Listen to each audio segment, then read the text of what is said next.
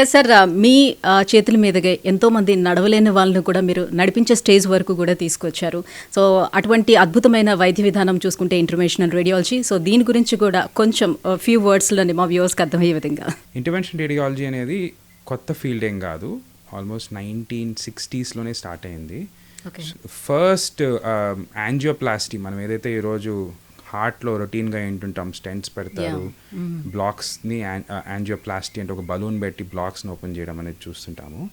So ఆ first angioplasty అనేది ఒక intervention radiology doctor Charles daughter యుఎస్లో 1960s ఒక డయాబెటిక్ ఫుట్, డయాబెటిక్ అల్సర్ ఉన్న ఒక లేడీలో కాళ్ళకి రక్తనాళాలకి ఫస్ట్ యాంజియోప్లాస్టీ 60s చేశారు. సో మా ఫీల్డ్ అనేది 1960s ఆయన ద్వారా స్టార్ట్ అయింది.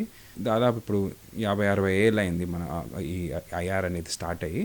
సో అప్పటి నుంచి ఇప్పటికి చాలా ఎవాల్వ్ అయింది.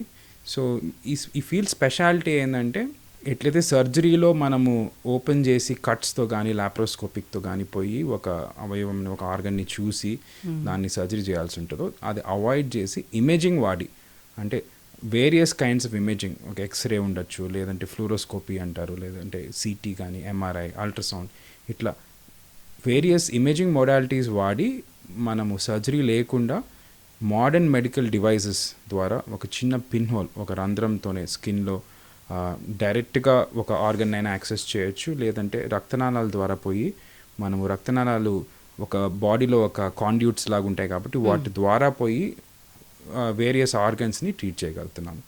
సో దీనివల్ల ఏమవుతుందంటే అనస్థీషియా అవాయిడ్ చేయొచ్చు first of all.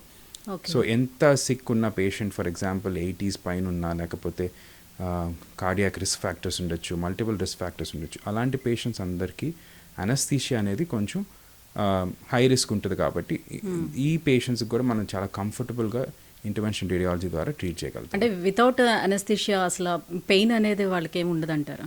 Local anaesthesia ఎక్కడైతే మనం యాక్సెస్ తీసుకుంటామో, ఆ పిన్ హోల్ ఎక్కడైతే మనము వేరెవర్ మనం ఎంటర్ అవ్వాల్సిన ఏరియాలో ఒక చిన్న ఇంజెక్షన్ ద్వారా లోకల్ అనస్థీషియా ఇచ్చేసి రక్తనాళాల లోపల పోయినప్పుడు కానీ వాటిలో సెన్స్ ఉండదు. సో జనరల్ అనస్థీషియా కానీ స్పైనల్ అనస్థీషియా కానీ ఓవరాల్ అవాయిడ్ చేయొచ్చు. రైట్.